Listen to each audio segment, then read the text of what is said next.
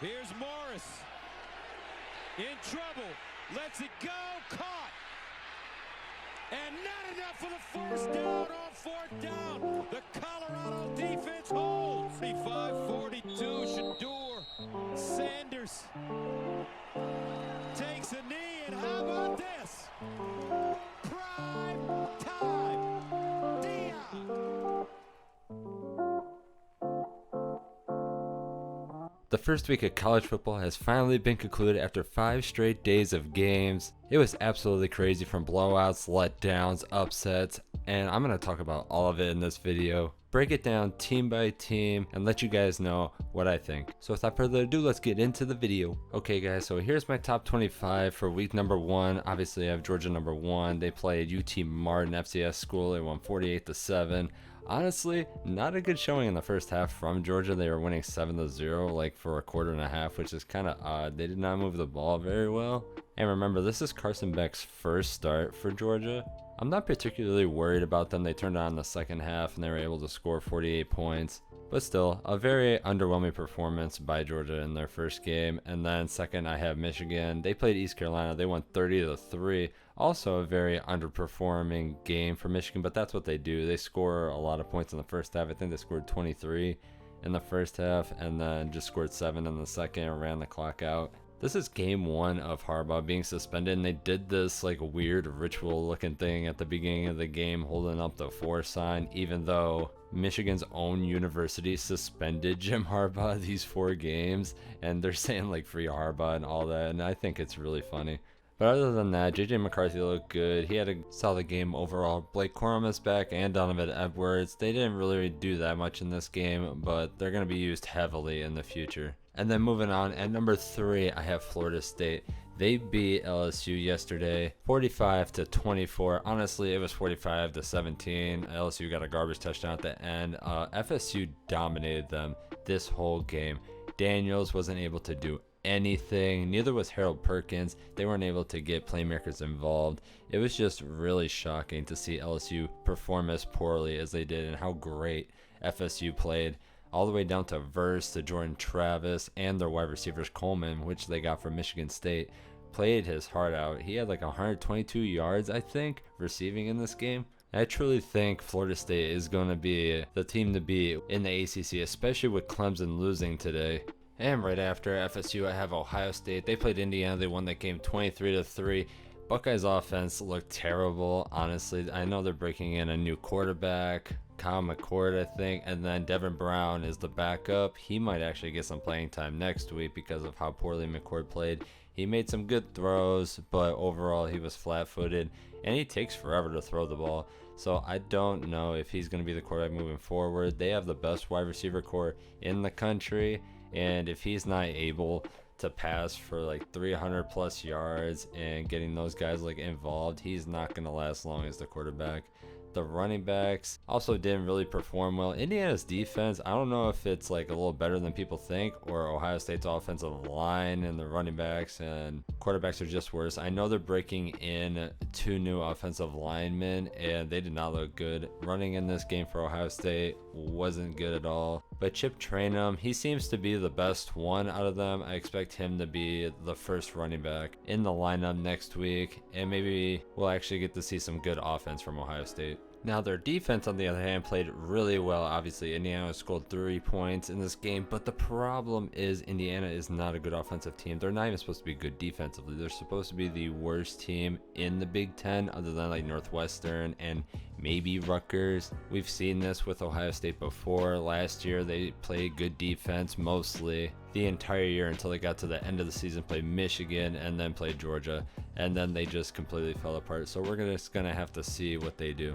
Moving on to number 5, we have Alabama, and honestly, I didn't put Alabama above Ohio State because they play an FCS school. If they played like a Power 5 team and won by just a little bit more, I probably would have put them above Ohio State because of their crappy performance. But they played Middle Tennessee. They won 56-7. All 3 quarterbacks played, but Jalen Milroe was the starter in this game. He looked good for the most part. He's probably going to be the starter moving forward into the Texas game next week. I expect to see a lot from them. I do have Alabama winning that game Texas hasn't looked the best. They played Rice. We'll get to that in a second. After Alabama, I have USC. USC is 2-0 on the year. They beat San Jose State 56-28. 28 points against them is ridiculous. Their defense still isn't fixed. So it's going to be the same team Lincoln Riley always has, and it's probably going to be the same result. But they did win this week 66-14 against Nevada, which Nevada's not a really good team, but it's still an FBS team at least. But I could not reason putting them any higher in the poll. And then right after them, we have Penn State. Penn State is staying put at the 7th spot. They beat West Virginia 38-15. Drew Allar looked really good in this game, and they have great running backs. I think Penn State is going to be really good this year. I don't know if they're going to be able to beat Michigan, but they might be able to beat Ohio State. My real only problem with Penn State is their defense. Their secondary is really good. Their front seven is okay. West Virginia was able to run the ball on them, which is a problem, especially going against teams like Michigan. So I worry about that a little. Their secondary is still really good though. And moving on, after Penn State, I have Washington at the 8th spot. They played Boise State. They won that game 56-19. Now this game started off very slow for Washington, and then they turned it on, especially in the second half. Michael Penix Jr. might actually win the Heisman this year. I'm pretty sure this is his last year at Washington. They have an amazing offense. Their defense is okay. I know they do have a brutal schedule because they're in the Pac-12. You know, you have Oregon, Utah, USC, Oregon State, and even Colorado now. But I do give Washington the highest chance to run through this with only one loss, and maybe they could get to the college football playoff. Then coming in after them, I have Tennessee. Tennessee won their game 49-13 against Virginia.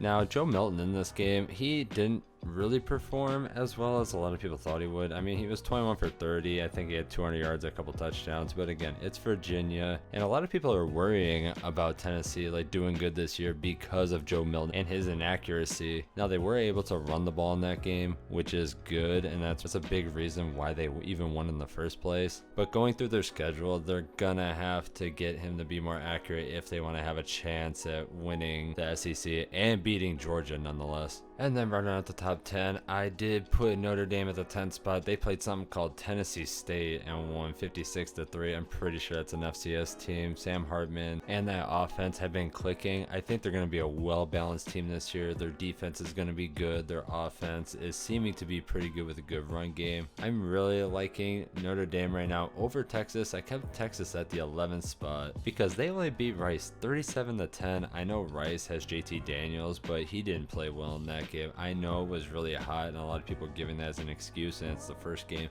but Texas does this every year. They have a lot of hype and they underperform. Maybe they were looking forward to the Alabama game. We're gonna find out when they go to Tuscaloosa. That game is gonna tell us everything we need to know about Texas. And then right after them, I have Utah. Utah had the game against Florida. They won 24-11. I talked about that game in my last video. If you guys want to check that out, that's everything you need to know about Utah.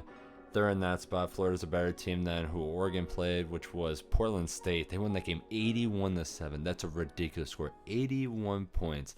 I don't want to accuse the team for stat padding, but oh my god, it really sounds like they were trying to for Bo Nix. He is also in the Heisman race. That's just a ridiculous line. And just moving on after that, at 14, we have Oregon State. Oregon State won their game against San Jose State 42-17. Look, DJ Uiagalelei showed out. He had a really good game. He passed for 3 touchdowns. He only had 5 incompletions. He ran for 2 more touchdowns. And Oregon State is looking really good. I think they beat San Jose State better than USC did. And that's kind of crazy. And now it really seems like DJ not performing well at Clemson was a Clemson problem entirely. It's not a him problem. I think he's going to have a really good year at Oregon State. And I'm just really looking forward to it. And then running on my top 15, I have LSU. LSU lost to Florida State. They did not look good. I did keep them in my top 15 because I do believe in them. And I believe they could jump back. They lost a game last year really bad, but they were still able to beat Alabama and get all the way to the SEC championship game. So I know this team can bounce back. It's just if they're able to grow from this loss. And moving on, at number 16, I have the Duke Blue Devils. Yes, Duke. They beat Clemson 28-7 at home. Only allowing 7 points to Clemson with how good their team is absolutely ridiculous. I know there were a lot of turnovers. Clemson turned the ball over 2 times like on the 1 yard line. And then they also missed 2 field goals. So a lot left there. Clemson probably would have scored a lot more, but I'm not going to take that away from Duke. They fumbled. Their defense caused those fumbles, and they were able to capitalize on Clemson's mistakes. And honestly, if Clemson got those 2 touchdowns that they fumbled away and those 2 field goals, they would have only had 27 points, so they still would have lost this game by 1 point technically. And then moving on from Duke, we have Kansas State sitting at the 17th spot. They beat Southeast Missouri State 45-0. Their defense against the run was really good in this game, but the problem is their passing. I think they allowed over 200 yards passing from an FCS school, which is cause for alarm, especially in their conference. But on the other end, their offense looked okay. Will Howard could have looked better to me, but they did run the ball well, and they did shut them out. So overall, it was a decent game from K-State, and they're going to have a lot of opportunities to get better as the season moves on with Will Howard. And after them, I actually have Wisconsin. Wisconsin only won their game 38-17 against Buffalo. A very underwhelming game from Luke Fickell and his team. Tanner Mordecai is the new quarterback for Wisconsin. He's obviously better than what they had before. He's the transfer from SMU, but he did not look good in this game. And look, I know their new offensive coordinator, he wants to do an air raid with Wisconsin, and that is not going to work in my opinion. Tanner Mordecai is a decent quarterback, but they do not have the receivers right now for that to be a thing. They have running backs. They have a good offensive line. Running the ball today, they had so many yards rushing. Ches Malusi, 157. Braylon Allen, 141. People are talking about them being a passing team. Tanner Mordecai threw 2 interceptions to 1 touchdown in this game. They need to keep running the ball. They do not need to stray away from that, and I hope Luke Fickell sees that, and that's what they do moving forward. And after Wisconsin, we have North Carolina. I have them staying at the 19th spot. They beat South Carolina 31-17. Drake May looked pretty good in this game. He did throw 2 interceptions, but he improvised a lot. He made a lot of big plays. He did throw 2 touchdowns. They were able to run the ball pretty well on South Carolina, which I did think was a possibility because they don't have the best defensive line, to be honest. But one thing I was really shocked at, South Carolina couldn't run the ball at all. They had 1 yard rushing. 1 yard rushing. Spencer Rattler threw 39 times. He was 30 for 39. He had 353 yards passing, but none of it was shown. He threw no touchdowns. He didn't really make any impact at all. They couldn't run the ball. Very one-sided. UNC looked really good at stopping the run as well, and I really do think that they deserve to be in the top 20. And speaking about the top 20, rounding it out, we have Oklahoma. I put them all the way up to the 20th spot. They beat Arkansas State, which is an FBS team, 73-0. Their head coach, Butch Jones, the old coach for Tennessee, getting absolutely destroyed. This team played so well, and Arkansas State played so poorly. Arkansas State's QB was actually Colorado's QB last year, JT Strout, I think that's how you say his name. He didn't play that well. They couldn't run the ball. Dylan Gabriel threw for 300 yards, only like 2 incompletions, a few touchdowns, and Oklahoma even brought in their 5-star backup, Arnold, and he was 11 for 11, 114 yards. So they were able to do whatever they wanted. I was very impressed with Oklahoma, even though Arkansas State isn't a good team. It's still impressive, nonetheless, deserving of the top 20 spot. Then after them, another team that destroyed their opponent, Ole Miss. They won their game 73-7 against Mercer. Now, Mercer is an FCS team, Arkansas State FBS. This is why I put Oklahoma above Ole Miss. Their game was more impressive. They scored the same amount of points. Yada, yada, yada. You guys get it. Jackson Dart, he was 18 for 23, 334 yards, 4 touchdowns. Judkins didn't play that much. He only got like 60 yards, which is weird because they're majorly a running team, but they handled their business. They're at the 21 spot. Right after them, I have Clemson. I slid them all the way. I think I had them at 9, all the way to 22. You cannot make that many mistakes against Duke and let them beat you by 21 points. It's not right for how good that team is. Dabo has to figure something out. Garrett Riley needs to figure something out on offense. That's why they brought him in. He needs to do better. And moving on from them, I have Colorado cracking the top 25. They beat TCU 45-42 in an amazing game.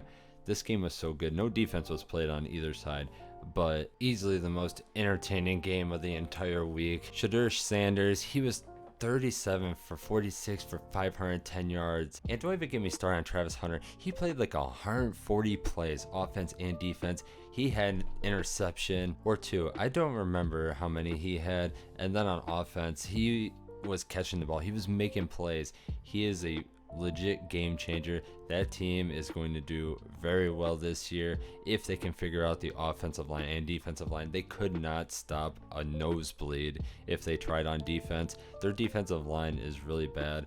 Hopefully it gets bulked up over the year and they can fix that, because their secondary is good. But if you're a running team, you're going to be able to beat Colorado all day, especially if you have a good defense. Then moving on to my final two, I have Tulane at 24.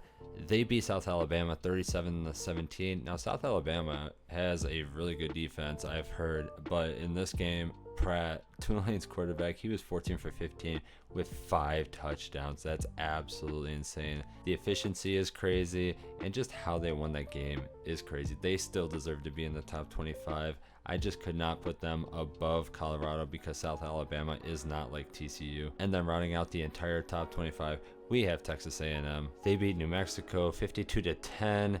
They started their new quarterback, Connor Wegman. He was 18 for 23, 230 yards. He had 5 touchdowns as well. I'm not going to say I was impressed with Texas A&M because they played all right on offense and defense, obviously, and Wegman did throw the 5 touchdowns.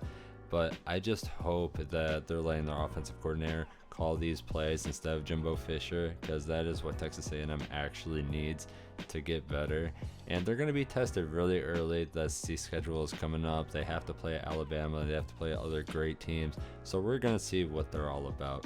But that's the top 25. And outside the top 25, sitting at the end, I do have TCU. Even though they lost to Colorado, they're still a really good team. I think they deserve to be in the top 25. Probably after a week or two of winning. And then like Iowa I wanted to put in, but they didn't have a good showing against Utah State. They only won by 10, 24-14. Not impressive enough for me, but I'm still looking forward to them in Big Ten play. Anyway, let me know what you guys think in the comment section below about the video. Leave it a like if you enjoyed. Also, let me know what I could do better and what you guys want to see in future uploads. If you want me to upload throughout the week or as the games come by, maybe make a video after them. Just let me know, and I'll catch you guys in the next one. Peace.